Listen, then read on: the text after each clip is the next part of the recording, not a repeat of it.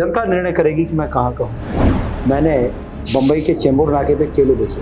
हमें जो फुहड़, पिछड़ापन और गंवार समझ के राठी बोला जाता है, और एक अंकिता नहीं है, अंकिता ऐसे तमाम मामलों की आइकॉन है। लोग कहते हैं कि गणेश गोंदियाल साफ सुथरी इमेज का तो है, लेकिन अक्खड़ बहुत है। तो मैं नहीं चाहता कि मैं इस तरह का लचीलापन करके अपनी रीढ़ को टेढ़ी करूँ। आप चुनाव लड़ रहे हैं पौड़ी गढ़वाल में, QR कोड आपका बढ़ रहा है एक ऑटो रिक्शा के माध्यम से देहरादून में। 1 लाख रुपए तो दिल्ली, लेकिन पैसा आलू का। भगवान जी चाहते थे कि मैं उसमें विरोध न करूं, कैसे न करूं भाई। मेरा निष्ठा पार्टी के प्रति है, लेकिन क्या जनता के प्रति जो मेरी निष्ठा है उसको मैं भूल जाऊं? तो उसमें तू मैं हो गई थी मेरी भगवान जी से। मैं पहाड़ों को रहवासी तू दिल्ली रहने वाली, एक बहुत मशहूर गाना है, और खासकर तब ज़्यादा मशहूर हो जाता है जब इस गाने का इस्तेमाल चुनावी दंगल में होना शुरू हो जाता है। और उसी गाने से शुरुआत हुई गणेश गोंदियाल के चुनावी द्वंद्व की। उन्हीं से पूछ लेते हैं, क्या है इस गाने का अर्थ आपकी नज़रों में? जैसे हम दोनों का टिकट हुआ, कांग्रेस के प्रत्याशी का और भाजपा के प्रत्याशी का टिकट निश्चित हुआ, तो उसके बाद लोगों ने वो सोशल मीडिया पे चला दिया, मेरी तमाम फोटो के साथ, किसी वीडियो के साथ गाना चला दिया, और वो इतना वायरल हो गया कि आज हर एक की जुबान पे यही बात है। तो लोक गायक जो होते हैं और लोक गीत जो होते हैं, वो निश्चित रूप में समाज का प्रतिनिधित्व करते हैं, वो वास्तविक रूप में समाज का प्रतिनिधित्व करते हैं, और जो बात जायज़ थी वो लोगों को पसंद आ गई। तो यही है, भारतीय जनता पार्टी के जो प्रत्याशी हैं वो मुझ पर आरोप लगाते हैं कि मैं इस बात को कह रहा हूँ। मैंने ये बात नहीं कही, ये बात जनता ने कही, और जब जनता ने ये बात कही तो उन्होंने मुझ पर आरोप लगाया कि ये बम्बई के हैं। तो मैंने कहा ये जनता निर्णय करेगी कि मैं कहाँ का हूँ। मैं सन 78 में कक्षा 8 पास करके बम्बई गया। मैंने वहाँ मेहनत, मजदूरी सब कुछ किया, पढ़ाई भी की।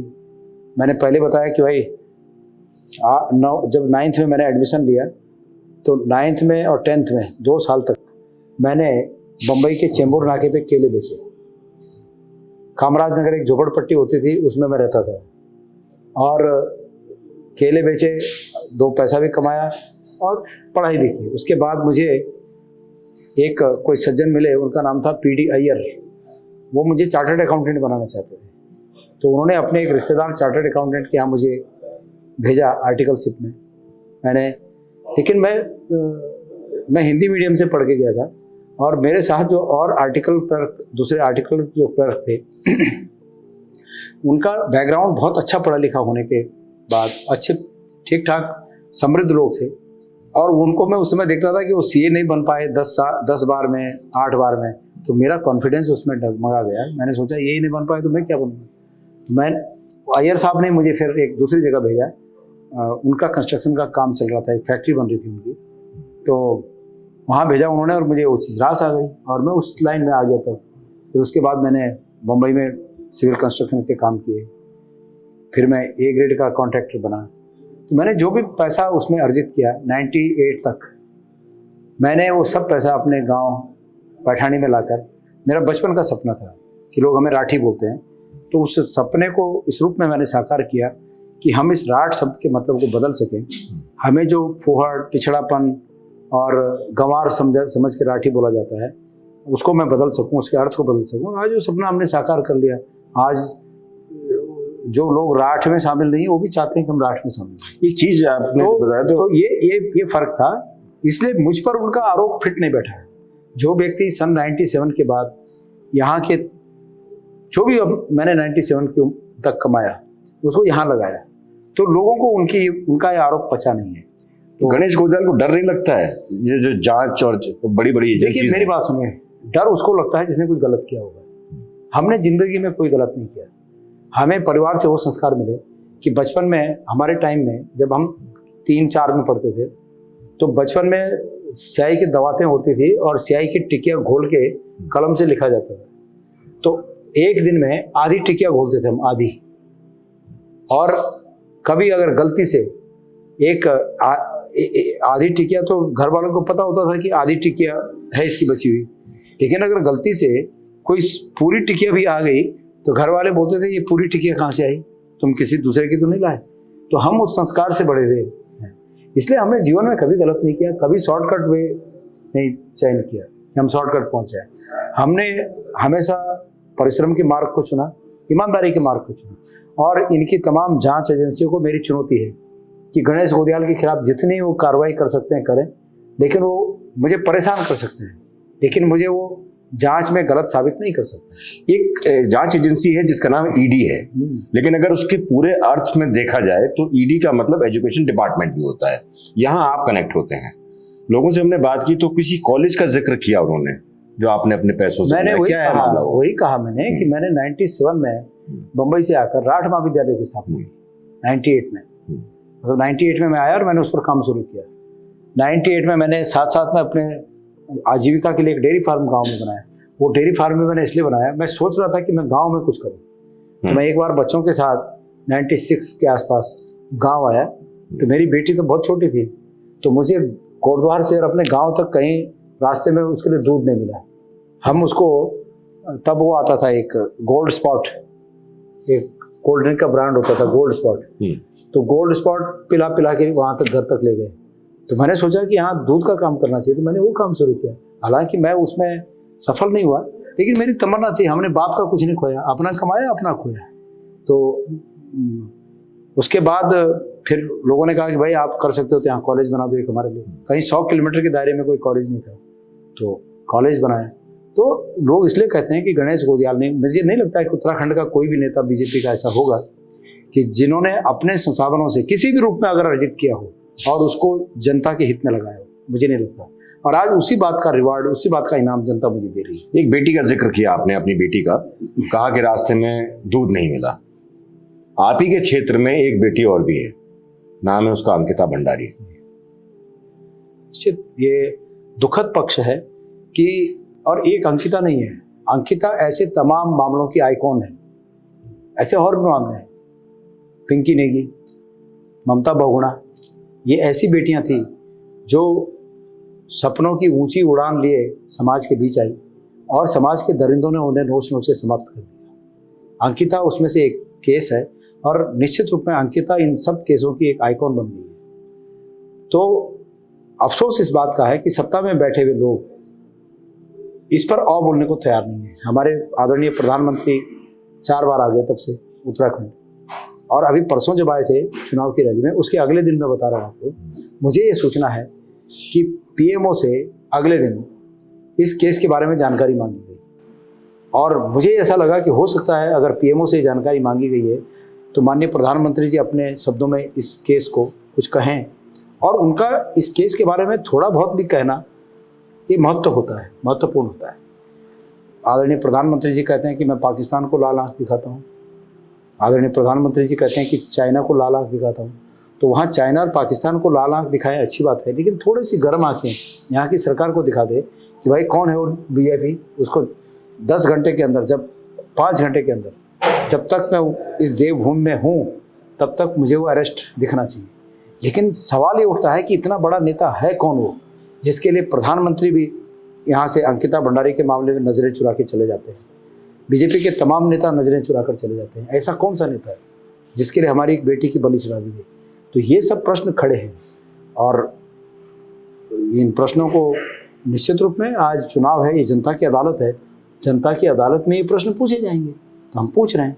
मैं आपसे और भी सवाल करूंगा, कुछ गढ़वाली में आपसे सवाल है, क्योंकि आप जिस क्षेत्र में रहते हैं वहाँ गढ़वाली बोली जाती है। लेकिन उससे पहले मैं एक मेरा आपसे सवाल है। लोग कहते हैं कि गणेश गोदियाल साफ सुथरी इमेज का तो है, लेकिन अक्खड़ बहुत है। हो सकता है, ये बात हो सकती है। देखिए, मैं सज्जनों के लिए बहुत सज्जन हूँ, लेकिन अगर कोई दुर्जनता दिखाए तो मैं झुकना भी पसंद नहीं करता हूँ। तो हो सकता है इसलिए लोग बोलते होंगे, अक्खड़ बोलते होंगे, लेकिन ऐसा नहीं। कोई सज्जन है, कोई मजबूर है, तो मैं उसके दर्द को जानता हूँ। और मैं कोई सज्जन और कोई कमजोर व्यक्ति ये नहीं कह सकता कि गणेश गोदियाल ने हमसे अक्खड़बाजी दिखाई। हाँ, कोई अक्खड़ हो और मेरे परिभाषा में वो सज्जनता के करीब ना हो, ऐसा व्यक्ति कह सकता है कि गणेश गोदियाल ने। अभी बहुत से ऐसे मामले हैं कि हमारे कई लोग आज दूसरी पार्टियों में चले गए, हमारे कार्यकर्ता भी गए कुछ। अब बहुत बतेरे लोग मुझे कहते हैं कि साहब उसको मना लो। मैं कहता हूँ मुझे हार पसंद है, लेकिन मुझे इस तरह पसंद नहीं है कि मैं बोलूं कि भाई मैं मतलब किसी तरह तो मेरे साथ अगर मुझे जिता दे। ये तो वसूलों की लड़ाई है। जिसको हमारे वसूल पसंद नहीं वो दूसरी तरफ जाएगा, जिसको हमारे वसूल पसंद है वो अपने आप हमारे साथ आएगा। तो मैं नहीं चाहता कि मैं इस तरह का लचीलापन करके अपनी रीढ़ को टेढ़ी कर दूं। मैं अपने स्वार्थ के लिए अपनी रीढ़ टेढ़ी नहीं करना चाहता। उत्तराखंड के तमाम ऐसे नेता मैंने देखे जो सत्ता के सामने रीढ़ टेढ़ी करके रहते हैं, जनता के सामने सीना फैला के रहते हैं। गणेश गोदियाल इस कैरेक्टर का है कि मैं जनता के सामने रीढ़ टेढ़ी करके रहता हूँ और सत्ता के सामने सीना चौड़ा करके रहता हूँ। मैं अपने स्वार्थ के लिए किसी व्यक्ति के सामने अपनी रीढ़ को टेढ़ा नहीं करता, जनता के सामने करता हूँ। तो इसलिए कुछ लोग बोलते होंगे कि वो अक्खड़ है, मुझे उसमें कोई आपत्ति नहीं है। देहरादून में एक ऑटो रिक्शा वाला है, वो मेरे सामने आया और उसने कहा, उसने एक QR कोड दिया मुझे। उसने कहा कि आप इसमें थोड़ा सा डोनेट करवाइए। गणेश गोदियाल का अकाउंट नंबर था। आप चुनाव लड़ रहे हैं पौड़ी गढ़वाल में, QR कोड आपका बट रहा है एक ऑटो रिक्शा के माध्यम से देहरादून में। क्या है ये खेल? मैं उस भाई का बहुत ही आभारी हूँ कि जो इतनी राजनीतिक और सामाजिक जागरूकता रखता है। ये सामाजिक जागरूकता का एक उदाहरण है कि उन्हें लगता है कि गणेश गोदियाल उनकी आवाज़ बनकर उभर रहा है, और गणेश गोदियाल अगर आर्थिक रूप से कमज़ोर है तो उनका एक एक रुपया मेरे लिए लाख लाख के बराबर है। ऐसे तमाम भाई हैं जिन्होंने मुझे 1 रुपया, 10 रुपया, 100 रुपया, 50 रुपया, 1000 रुपया, 2000 रुपया, किसी ने 5 और 10,000 रुपये भी किए। 10,000 से ऊपर के मामलों में बहुत लोगों की मुझे शिकायतें आई कि हम जब डालने जाते हैं तो उसमें एक आता है कि ये अकाउंट फ्रॉड है। तो मैं समझता हूँ कि फ्रॉड तो ये सरकार है केंद्र की, इन्होंने कुछ उस अकाउंट के साथ ऐसा लगा दिया होगा कि ताकि लोग दे न सकें। तो कोई बात नहीं है, लेकिन इससे मेरी आवाज़ को केंद्र की सत्ता नहीं दबा सकती। और ऐसे जिन ऑटो चालकों का आपने नाम लिया, ऐसे तमाम मेरे भाई हैं जिनका मैं आभारी हूँ कि वो किसी न किसी रूप में मुझे अपना योगदान देना चाहते हैं, और ऐसे तमाम लोग हैं। और मेरी निष्ठा ऐसे लोगों के साथ है। अगर ऐसे लोगों के चरणों में भी बैठना पड़े तो ये गणेश गोदियाल तैयार है। वहाँ कोई व्यक्ति आरोप नहीं लगा सकता कि ऐसे किसी आदमी के सामने मैंने अक्खड़पन दिखाया। लेकिन जो हम पहाड़ी आदमी हैं, हम सम्मान के साथ समझौता नहीं करते, और जब मैं सम्मान के साथ समझौता नहीं करता हूँ बड़े किसी आदमी के सामने, तो लोगों को लगता होगा मैं अक्खड़ हूँ, और लगे अच्छी बात। पहाड़ी का जिक्र किया आपने, मेरी सहयोगी हैं मनीषा राणा। मुझे तो गढ़वाली बहुत ज्यादा आती नहीं है, तो गढ़वाली में कुछ सवाल आपसे वो करेंगी। बहुत खुशी की बात है कि मनीषा जी गढ़वाली जानती हैं, अच्छी बात है। हम बोलिए जी। सर एक बात है, कांग्रेस ने अभी जारी करी अपनी मैनिफेस्टो, तो मैम ये भी बोली कि कांग्रेस महिलाओं तक साल में 1 लाख रुपए दिल्ली, तो 1 लाख रुपए तो दिल्ली, लेकिन ये पैसा आलू का खरीद। आज तक कांग्रेस वाले इतना योजना दिनों का घटा है। अतीत में जब कांग्रेस से सरकार चाहिए और इतना मनरेगा में पैसा आया, तमाम जो वजीफा मिल था उनमें पैसा आया, तमाम योजनाओं में पैसा आया, वो कख बेटा है जिनके कांग्रेस वो पैसा होते ले आए, उनके यू पैसे भी ले आए। कांग्रेस और कोई भी बात जो बोली चाहे, जो वादा चाहे, वो कांग्रेस से संकल्प छे। कांग्रेस वाले बोले कि हम खाद्य सुरक्षा अधिनियम लोला, हम खाद्य सुरक्षा अधिनियम ला। कांग्रेस वाले बोले कि हम सूचना अधिकार लोला, कांग्रेस सूचना अधिकार ले। ये देश में क्रांति आया है, ठीक है। कांग्रेस ने वही चीजें नुकसान भी हुए, लेकिन हम लोग नुकसान झेल चाहे, लेकिन हम लोग देश बनाए, देश अच्छे रास्ते पर गया। सूचना अधिकार है, खाद्य सुरक्षा अधिनियम है, यो रोजगार गारंटी मनरेगा कांग्रेस ने है, शिक्षा का अधिकार लिया है। तो कांग्रेस वाले देश और कोई जो भी वादा करे ना पूर्ण करे। तो जिनके यो पैसा होता है, ये धन थे कांग्रेस कखोटी भी लाए विदेश में बटी जो तमाम लोन देना उंग मार्फत से आया हो, या हमारे टैक्स से वो पैसा जनरेट हुए हो। पर कुल मिला के ये का पिछले कांग्रेस है आर्थिक नीति से, और यूँ आर्थिक नीतियों का तहत वो पैसा है। और अभी भी कांग्रेस है आर्थिक नीतियों का तहत जो हमारा वादा करें वो पैसा हुआ। तो ये मैं कहते हैं, ये बार मैं शक करने की आवश्यकता नहीं है। कांग्रेस हमेशा जो बात बोली ना, कांग्रेस और संकल्प है। अपन एक जिक्र करिए अभी मनरेगा को, बहुत बड़ी योजना है मनरेगा। शुरू है तो ये माना चाहे भाजपा की सरकार रहे वाली, चाहे कांग्रेस की सरकार रहे वाली, कैन भी योजना तक रोकने की कोशिश नहीं करी। तो आप क्या मानता कि सरकार की क्या विफलता चाहिए, कहीं ना कहीं सरकार क्या ये हमारा आदरणीय प्रधानमंत्री जी ला मनरेगा हुन के बोल छो, आपने याद हो, प्रधानमंत्री जी ने एक बात बोल संसद में कि मनरेगा कांग्रेस का पाप है और इस कांग्रेस के इस पाप को मैं चलने दूंगा। तो ऊपर प्रश्न उठता कि अगर कांग्रेस पाप चाहे तो तुम चलन कर ले दे, और कांग्रेस धर्म चाहे तो तुम लोग पाप के लिए बोले। ये रिकॉर्ड में चाहे कि मनरेगा योजना को प्रधानमंत्री जी बोले कि कांग्रेस पाप चाहे जय तमिल चलन जाए। तो ये किस में बात कर दें प्रधानमंत्री जी? भाई अगर एक भल काम चाहे तो वह चलन जाए, वह बोल दे, और अगर पाप चाहे तो तत्काल बंद कर दिया, कल रोक छो। लेकिन अब 10 साल का सत्ता के बाद धीरे धीरे मनरेगा पर चोट होनी चाहिए, मनरेगा ते बंद करनी चाहिए। मनरेगा एक किस्म योजना चाहिए कि जो आज़ाद भारत में आम आदमी की, जो गांव में आदमी चाहे, किसान चाहे, मजदूर चाहे, वह आदमी तक 2 पैसा देखण नसीब हुई मनरेगा योजना से। और भारत की तस्वीर बदल गई। भारत का ग्रामीण इलाका की क्रय शक्ति हुई चीज से कई गुना बढ़ी, और जब ग्रामीण इलाका की क्रय शक्ति बढ़े तो वह फर्क, वह फायदा देश की आर्थिकी पर भी है। माना ग्रामीण इलाका कोई आदमी साल में मनरेगा काम करके जत्थे भी कमाना चाहिए, 10,000 रुपये माना कमाना चाहिए, और वे 10,000 उदाहरण कमाना चाहिए, वो 10,000 कमाना चाहिए, वे 10,000 से लत्ता कपड़ा लेना हो या फिर बच्चों किताब कॉपी लेना हो, तो लत्ता कपड़ा किताब कॉपी जख बन देना। वो फैक्ट्री में भी वर्कर होते रोजगार में, और एक इकोनॉमी रोटेट हुए। ये देश में ये पहले वाक्य अच्छा कि मनरेगा के तहत एक तो ग्रामीण विकास हुए और दूसरा देश है कि आर्थिकी रोटेट हुए। तो एक इसमें योजना जनहित योजना से ना, और वही जनहित योजना को तो आदरणीय प्रधानमंत्री जी भी शब्द बोली ना, कहते अच्छे नहीं लगे। मनरेगा का तमाम जो मजदूर से वो भाइयों थे वो बात अच्छी नहीं लगी, लेकिन तो सुननी चाहिए, चुपचाप रहना। और अब धीरे धीरे मनरेगा पर चोट होनी चाहिए, जो मैं मानना चाहूँ कि ये उचित बात नहीं चाहिए। ये चोट कांग्रेस पर नहीं होनी, ये चोट आम आदमी पर होनी। और यही वजह से आज एक सर्वे आया है, आप देख लो, बहुत रेपुटेड एक अखबार और एक नीलसन एजेंसी जो है, ये मिलकर एक सर्वे कर, और उस सर्वे में आया कि इंडिया गठबंधन 336 सीट जीतनी। ये कारण क्या चाहिए? कारण यही है कि भाई मतलब जो अच्छी योजना से ना वो तुम बंद करना कगार पर से बहुत सी बात है। प्रधानमंत्री जी बोल छो कि विदेश में काला धन आ जाए, तो आज 10 साल बाद विदेश में काला धन 3 गुना बढ़ेगा, और काला धन तो 3 गुना बढ़ेगा। सफेद धन जो भारत में वो भी क्या मोदी छे 2-3 मोदी छे, जो मोदी और चौकसी के छे, वो सब हजारों करोड़ लाखों करोड़ रुपए लेके विदेश में चले गए।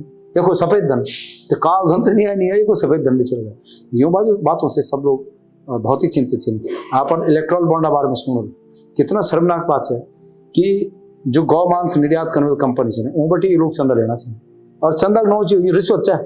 इलेक्ट्रल बॉन्ड रिश्वतों को नए नाम से, मतलब नाम बदले रिश्वत जो बुरा लगना चाहे तो बच्चा इलेक्ट्रल बॉन्ड न दे। और वो तो कांग्रेस को भी मिली है।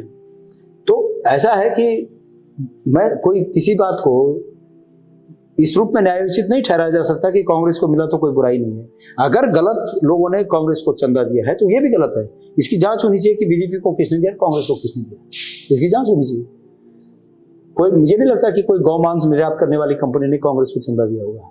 मुझे नहीं लगता कि ये फोन में जो जुआ खिलाने वाली कंपनी है, जुआ, ये फोन में जब केंद्र में सरकार आई और ये फोन में जुआ शुरू हुआ, तो वो जुआ खिलाने वाली कंपनी ने भी 1380 करोड़ रुपए बीजेपी को चंदा दिया। मुझे नहीं लगता उसने कांग्रेस को दिया होगा। मुझे नहीं लगता है कि ईडी के द्वारा अरेस्ट किए गए लोगों ने इस शर्त पर उनकी रिहाई हुई कि उनको बीजेपी को चंदा देना होगा, तब जब उन्होंने चंदा, ये जो इलेक्ट्रल बॉन्ड दिए खरीदे, उसके आधार पर वो फिर ईडी ने उनको माफी दे दी। तो कांग्रेस को ऐसे लोगों ने चंदा दिया होगा, मुझे नहीं लगता है। और अगर दिया है, आप कांग्रेस को मजबूत मानकर चलते हैं आज की डेट में? मेरी बात सुनिए, अगर दिया है तो हम उसको भी स्वीकार नहीं करते। अगर ऐसा है तो वो भी गलत होगा, लेकिन ऐसा नहीं है। जिन लोगों ने कांग्रेस को चंदा दिया, मैं समझता हूं कि उन्होंने, कांग्रेस के हाथ में क्या है कि उनका कुछ भला कर दे। भाई कांग्रेस को जिसने दिया उसका धन्यवाद, क्योंकि हम तो ऐसी स्थिति में है नहीं कि उनका कुछ भला कर दें। लेकिन बीजेपी को जिन्होंने चंदा दिया, उनको गौ मांस निर्यात करना था, उनको फोन में जुआ खिलाना था, उनको ईडी से राहत चाहिए थी, ऐसे लोगों ने बीजेपी को चंदा दिया। और अगर ऐसा है तो आप बताइए कि हर डाल के उल्लू बैठा है, अंजामे बुरुस्ता क्या होगा, इस देश का होगा क्या अगर ऐसी हुआ तो भारतीय जनता पार्टी के पिछले 10 साल के रिकॉर्ड में ये बातें दर्ज हैं कि उन्होंने अनैतिक तरीके से अपनी पार्टी के लिए धन एकत्रित किया और उस धन का प्रयोग इस देश के लोकतंत्र को तहस नहस करने में लगाया। आप भी आज बहुत लोगों को, बहुत मीडिया घरानों को गोदी मीडिया बोलते हैं। क्या है वो गोदी मीडिया? वो यही है कि ये जो इस तरह के इलेक्ट्रल बॉन्ड से इकट्ठा हुआ पैसा है, उनके बड़े बड़े जो घराने हैं, कॉरपोरेट घराने हैं वो राहत लेते हैं और वाह दिखाते हैं। प्रधानमंत्री जी को ये पूछ रहा है कि आप आम कैसे खाते हो, चूस के खाते हो कि काट के खाते हो? ये क्या है? चापलूसी की हद है। और जो लोग इसको मीडिया में दिखाते हैं वो गोदी मीडिया है। वो जो वहाँ से क्वेश्चन तय होते हैं वो क्वेश्चन पूछे जाते हैं। अभी आपने मुझे पूछा कि हम हार्ड क्वेश्चन, मैंने कहा स्वागत है आपको, कितने हार्ड क्वेश्चन पूछे। ये एक पत्रकार का धर्म है कि वो एक उस सीमा में रहते हुए, शालीनता की सीमा में रहते हुए जितने हार्ड क्वेश्चन पूछता है पूछिए। ये लोकतंत्र का तकाजा है, लोकतंत्र को बचाने का एक रास्ता है और हमारा काम है कि आपके प्रश्नों को कैसे बोलना है, ये हमारी काबिलियत होनी चाहिए। तो अगर कोई पत्रकार, आप मुझे अभी यहाँ पे हमने टाइम, मुझे अभी कितना 8 बज रहा है, मुझे कर्णप्रयाग पहुँचना है। अब अगर ऐसे में आप मुझे ये पूछें कि आप चाय कैसे पीते हैं, ठंडा करके पीते हैं कि गरम गरम पीते हैं, तो मैं समझता हूँ समय का दुरुपयोग है। और ऐसे में मैं ये समझता हूँ कि सवाल ऐसे होने चाहिए कि जो हमारा टाइम भी बर्बाद ना हो और जनता के हित में हो। तो वही हम आदरणीय प्रधानमंत्री जी से चाहते हैं कि वो फेस करें, लोगों को फेस करें। यहाँ आए, उत्तराखंड आए, अग्निवीर पे कुछ नहीं बोले, अंकिता भंडारी पे कुछ नहीं बोले, बेरोजगारी पे कुछ नहीं बोले, महंगाई पे कुछ नहीं बोले। फजूल की बातें, मुद्दों की बात करें। मैंने तो ये कहा कि भाई माफ कीजिएगा, एक सरकार ने अगर कोई स्कीम लागू की है, अग्निवीर की बात कर रहा हूँ, और उन्होंने कहा है कि 22 साल के बाद में इतना पैसा उसको मिल जाएगा, रिटायर हो जाएगा, 25% इस जगह पे आ जाएंगे, 25% इस जगह पर आ जाएंगे। आपको उससे किस बात की तकलीफ? हमको ये तकलीफ है कि गढ़वाली में मैं बोल रहा हूँ कि 75 साल बुढ़े जी आप उखड़ मांगना छिन एक मौका और हमारा 18 साल 22 साल में बोना छिने कि तू चल जा सो को घर। हिंदी में भी बताइए। ये तकलीफ है, हिंदी में भी ये 75 साल के हमारे बुजुर्ग प्रधानमंत्री जी इस उम्र में अपने को कह रहे हैं जनता को कि मुझे दे दो एक मौका और 22 साल 18 साल में भर्ती होकर 22 साल के बच्चे को कहेंगे कि तू चले जा घर सूखा।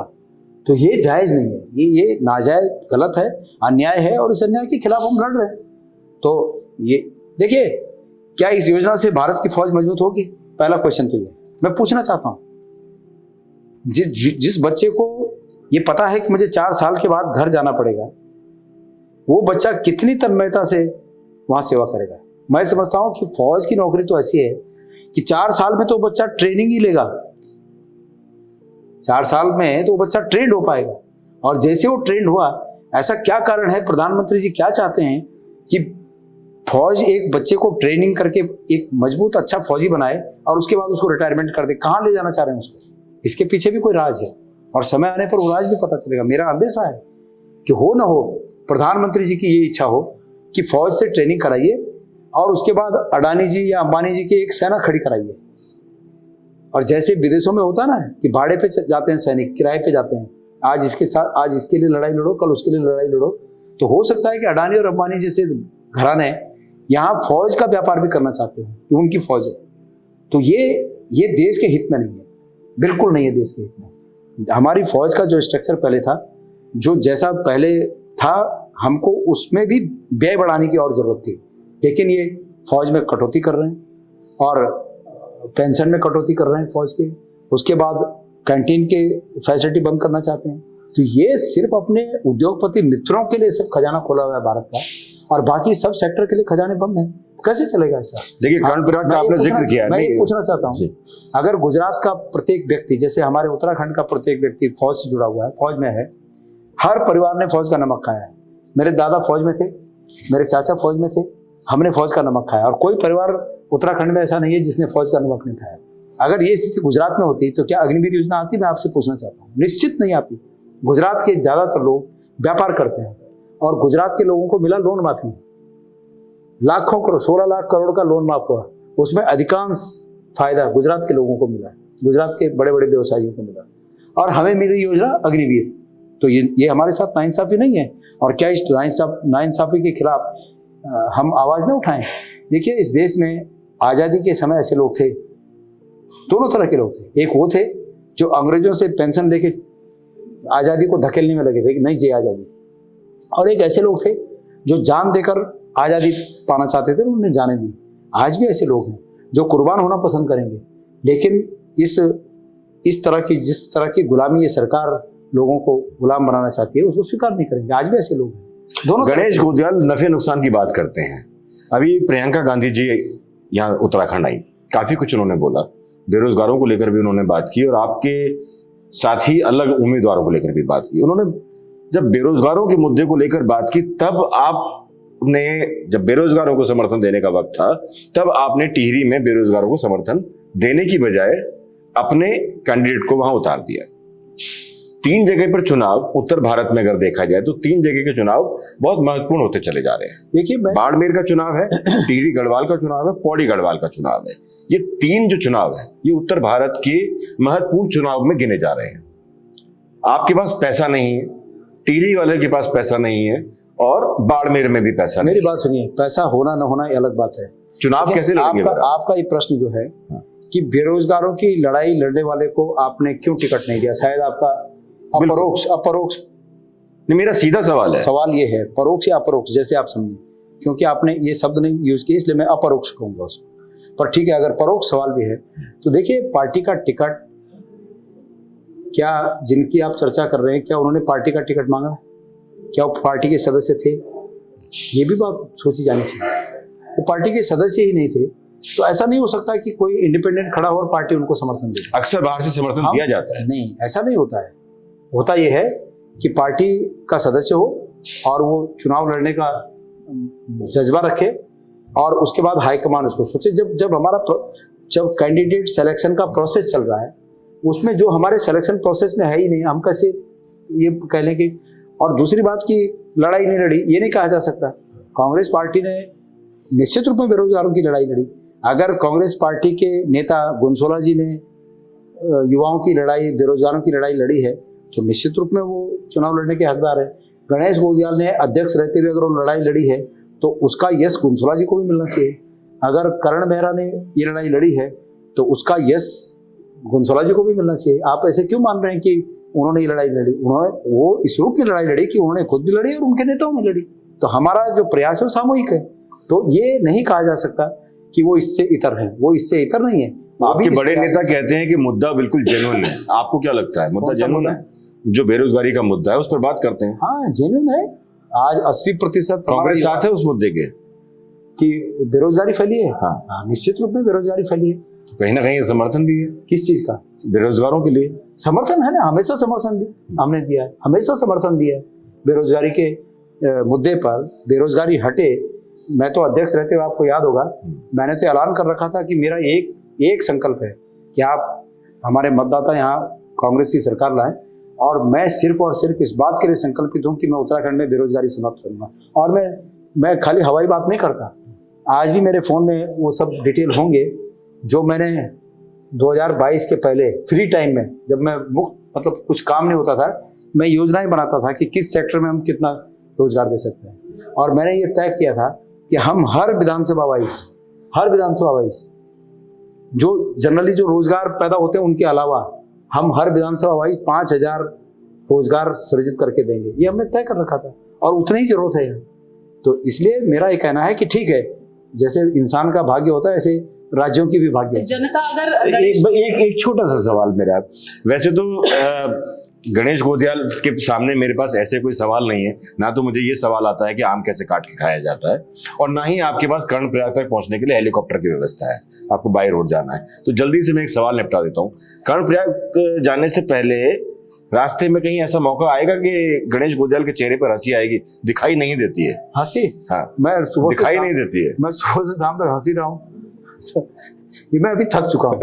मैं सुबह 7 बजे से निकला हूँ, धूल से मतलब आप खांसी हो रही है, आवाज बैठी हुई है, आपको ऐसा लगता है कि मैं हंस नहीं रहा हूँ। मैं सुबह से रात तक मेरे चेहरे पे मुस्कान है। निश्चित रूप में हम इंसान हैं और मुझे कोविड हुआ तो कोविड के बाद मेरा जो शारीरिक स्थिति थी उसमें थोड़ा कमी आई। अब मैं बिल्कुल ठीक हूँ। आपको याद होगा विधानसभा के चुनाव में मेरी स्थिति ऐसी थी, मैं एक कदम नहीं चल पा रहा था। उसी टाइम में 60 दिन तक मैं ऑक्सीजन के सपोर्ट पर रहा और उसके बाद में बाहर निकला। तो कुदरत का धन्यवाद, मेरे तमाम साथियों का प्रार्थना कामयाबी में बचा हूँ, आज उनके लिए संघर्ष कर रहा हूँ। तो हो सकता है उस रूप में हम मुझे थका हुआ देख रहे हो, अन्यथा सुबह से शाम तक मेरे चेहरे पे हंसी ही हंसी है।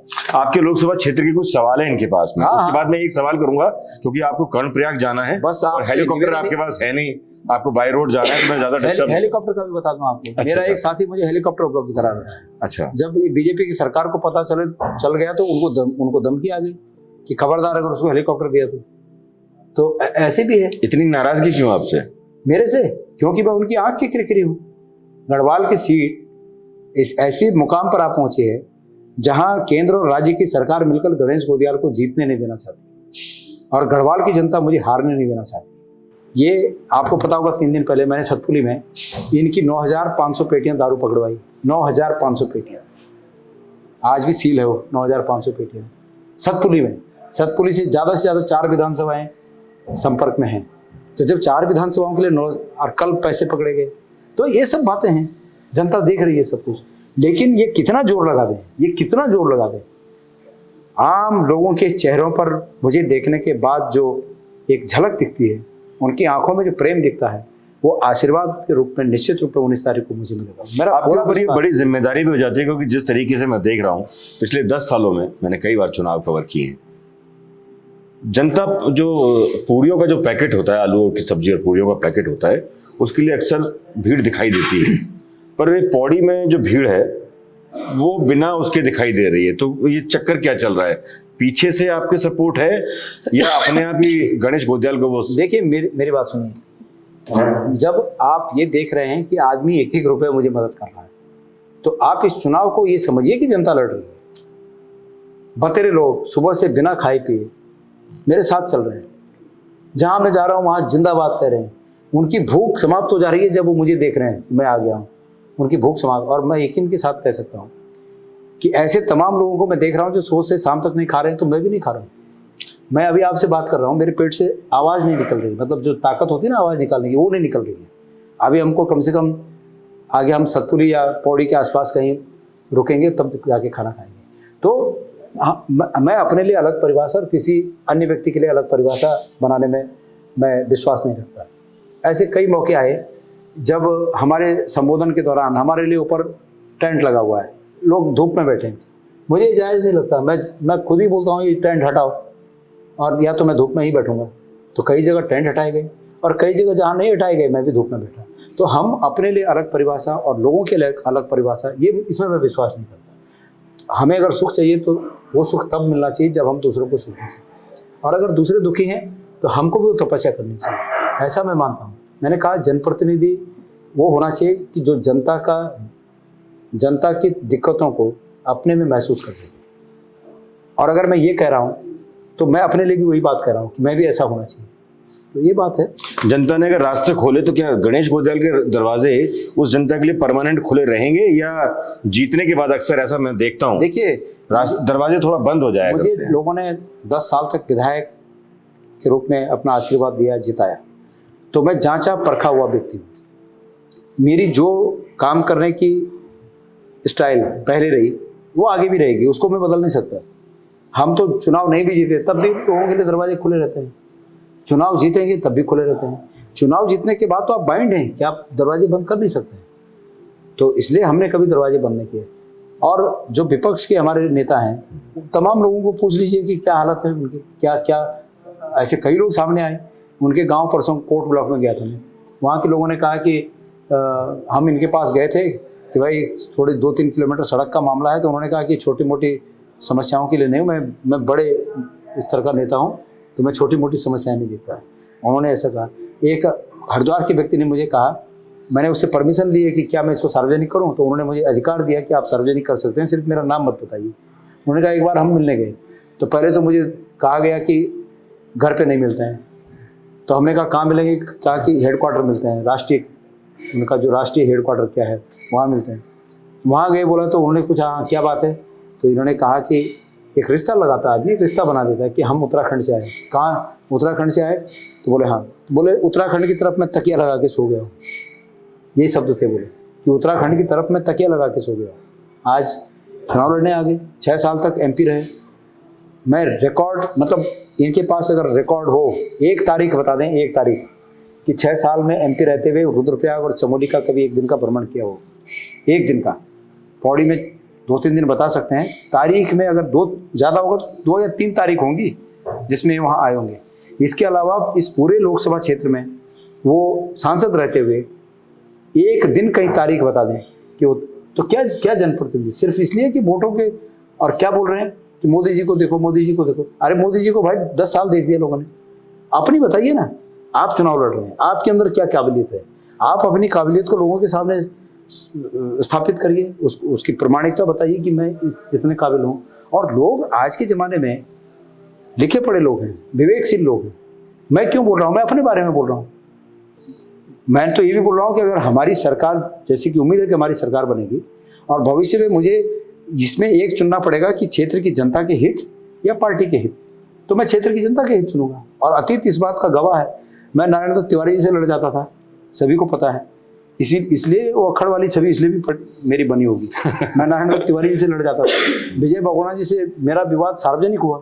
विजय बहुगुणा जी ने एक मामले में, जहाँ एक ऐसा गदेरा है मांडा खाल में, जहाँ से 14-15 गाँवों की पेयजल स्कीम जाती है, और वहाँ पर डीएम उस समय के वहाँ कचरा डलवा रहे थे, कचरा घर बना रहे थे। हमारे लोग नाराज थे, मैंने उसका विरोध किया। बहुगुणा जी चाहते थे कि मैं उसमें विरोध न करूं। कैसे न करूं भाई, मेरा निष्ठा पार्टी के प्रति है, लेकिन क्या जनता के प्रति जो मेरी निष्ठा है उसको मैं भूल जाऊं? तो उसमें तू मैं हो गई थी मेरी बहुगुणा जी से, और मैं वहीं धरने पे बैठ गया था मुख्यमंत्री आवास में। तो हमारी निष्ठा पहले जनता के साथ है, तदोपरांत पार्टी के साथ और सरकार के साथ है। तो मुझे लोगों ने जांचा परखा है और उनको भी जांचा परखा है। लोगों ने अब इसमें चयन करना है कि क्या है। आपने फॉर्म भरा था चुनाव के लिए, आपने एड्रेस कहाँ का डाला उसमें? अरे बाप रे, उत्तराखंड का या 8-25 हो गए। आपने एड्रेस कहाँ का डाला? मेरे गांव का, और मेरे पास क्या है। आपके कुछ सवाल हैं इनके जो आपकी लोकसभा क्षेत्र से ही। आपने क्या लग दो कि अंकिता भंडारी हत्याकांड वेगी और अग्निवीर वेगी तमाम बेरोजगारों की जो लड़ाई था, वो सब होने का बाद क्या जनता वोट दिली या फिर जनता फ्री के राशन में खुश है? देखा, निश्चित रूप में लोग वोट देना। आप लोग समझ गए कि 5 किलो राशन जंगल में मुर्गों पकड़ने खोड़ जाते ना, बहेलिया चिड़ी मार, और जरा राशन चार देना ना, मुर्गा देना फट जाल डाल देनी। ये 5 किलो राशन होनी चाहिए। 5 किलो राशन एवज में हमारे लोग को तमाम चीज़ खोएं, बच्चों को रोजगार खोएं। ये कोटद्वार में ही ड्रग और उसका घटना है। प्रधानमंत्री जी पूछा जब विपक्ष में चाह कि ये जो ड्रग छिन कखोटना छिन, भारत प्रधानमंत्री आँख बंद करें, तो आज प्रधानमंत्री जी का आँख खुले कखोटना चाहिए कोटद्वार में ड्रग या उत्तराखंड में ड्रग। आम बच्चों तक ड्रग लाइन में धकेले जाना चाहिए ताकि यू सरकार से प्रश्न नहीं करो और विवेक शून्य हो जाओ। तो खतरे में चाहिए, पूरे जीवन खतरे में लोग। मेरे पता है आपसे, ये फोन में जुआ खेलने कखोट खेलने चाहिए, सरकार खिलौनी चाहिए। कभी सुन तो बोले कि सरकार जुआ खिलौनी, लेकिन सरकार खिलौनी चाहिए आम बच्चों तक ईरान में डाल। ये वजह से मीठा पूर्व विश्वास है कि लोग समझ गए ना कि 5 किलो राशन चक्र में बहुत कुछ खोए, और लोग जब समझ गए ना तो आप देखना चाहेंगे नतीजे क्या है। आज तुम कोटद्वारा मीटिंग में छा लोखा चेहरों पर क्या समझ तुम भी पत्रकारिता लाइन में छे, तुम समझो कुछ लोखा चेहरों पर एक आदमी 100 बराबर है, वो अंदर जो जज्बा है वो एक आदमी 100 लोखा बराबर है। मैं एक और चीज पूछना चाहूंगी, जनता अगर गणेश गोदियाल तक संसद तक पहुंचती तो वह बाद गणेश गोदियाल को सबसे पहले कार्य जो जनता तक करना चाहती। देखा, दुई चीज है, एक शॉर्ट टर्म प्लान, एक लॉन्ग टर्म प्लान। मेरा शॉर्ट टर्म प्लान तीन है कि सबसे पहले अंकिता भंडारी का केस में सीबीआई की जांच हो और सुप्रीम कोर्ट का कोई माननीय न्यायाधीश की अध्यक्षता में हो। एक दूसरा मेरा काम है कि जो बेरोजगारी है वही बेरोजगारी समाप्त करने होनी चाहिए, कि हमारे पार्टी की नीतियों में ही दर्ज है, हमारे घोषणा पत्र में दर्ज है कि हम 30 लाख जो खाली पद से उतर भरण, हम अग्निवीर योजना समाप्त करके फौज में रेगुलर भर्ती कर, हम जो बाकी लोग बच्चा ला जो शिक्षित बेरोजगार रहा वो 1 साल की अप्रेंटिसशिप देके वो प्राइवेट सेक्टर में सम्मानजनक जॉब दिला। ये 3 हमारा ये जो बच्चों को 3 काम है ना ये कराने, ये मेरे शॉर्ट टाइम लिस्ट में। लॉन्ग टाइम में मेरी मानना है कि तमाम हिमालयी राज्य होते हैं एक विशेष फैसिलिटी होनी चाहिए। हम लोग चीन एक तरफ बटे एक दीवार बढ़ के खर्चा, और विपरीत भौगोलिक परिस्थिति में भौतिक सुविधाओं का अभाव में जीवन जीना चाहें, तो हम लोग तमाम चीज़ों में कुछ छूट होनी चाहिए। मेरी मानना से मिलापुर क्षेत्र में ही जब मैं विधायक छो मिल राठ में ओबीसी करा है, आज हमारे तमाम युवा होते नौकरी मिले एडमिशन मिली ना लोग लाभान्वित होना चाहिए। तो मैं चाहूँ छूँ कि कुछ ना कुछ हिमालय राज्यों को किसमें छूट होनी चाहिए। तमाम नॉर्थ ईस्ट में छः लेकिन हिमाचल प्रदेश और उत्तराखंड छूटनी चाहिए। तो उत्तराखंड में शामिल हो कि हम तो वो छूट नहीं। आप तो याद हो लो कि हमारे जो शेड्यूल्ड ट्राइब्स भाई से जनजाति के लोग ना वो सन 62 से पहले चीन दगड़ व्यापार कर सकती बदल और 62 में चीन लड़ाई लगे उन्हें व्यापार बंद होगा। वही समय वही टाइम में सरकार में नेहरू जी प्रधानमंत्री चार उन लोगों को सब एक प्रतिनिधिमंडल साथ नेहरू जी ने बोले कि हमारे जीणों को कोई जरिया नहीं चल। नेहरू जी ने होता है एक स्पेशल स्टेटस दे दें और आज भारत की सेवा में तमाम हमारा जनजाति का भाई वही रिजर्वेशन आधार पर बड़ा बड़ा ऑफिसर जिन और उत्तराखंड सरकार की सेवा में बड़ा बड़ा ऑफिसर जिन तमाम जगहों जिन उन्होंने जिंदगी में एक गुणात्मक बेहतरीन परिवर्तन है। तो मेरी यो लॉन्ग टाइम प्लान यो है कि हमारे उत्तराखंड से एक इसमें फैसिलिटी मिलना चाहिए। संपूर्ण लोग एक इसमें फैसिलिटी मिलना चाहिए। पर्वतीय भूभाग पे मिलना चाहिए। ये मेरे प्लान है और मित विश्वास है कि निश्चित रूप में ये काम होना चाहिए। गणेश गोदियाल जिनकी मिल ब्याल होने की 336 सीटों पर इंडिया गठबंधन जीतना चाहे और गणेश गोदियाल वे सदनों सदस्य रहो तो निश्चित रूप में मेरे पहले बता ली कि मेरी पहली निष्ठा अपनी जनपद आपका बहुत बहुत शुक्रिया। जाना मैं आपसे क्षमा चाहूँगा चूंकि गढ़वाल के सांसद के तौर पर ये चुनावी मैदान में है तो कुछ सवाल मेरी सहयोगी मनीषा ने गढ़वाली में पूछे हैं और कुछ मैंने हिंदी में पूछे हैं। एक गाना चल रहा है, मैं पहाड़ों को रहवासी, मतलब मुझे बहुत ज्यादा गढ़वाली तो नहीं आती है पर जितना भी है कि एक तरफ पहाड़ के लोग हैं और एक तरफ बाहर के लोग हैं। एक व्यक्ति जो चुनावी मैदान में उसने एड्रेस अपना डाला है अपने गांव का यानी उत्तराखंड का, एक व्यक्ति ऐसा है जिसने दिल्ली का एड्रेस डाला है। अब ये दिल्ली और पहाड़ की लड़ाई में तब्दील होता हुआ जा रहा है पौड़ी गढ़वाल का ये चुनावी द्वंद्व। देखते हैं आगे क्या होता है। आज के लिए बस इतना ही। नमस्कार।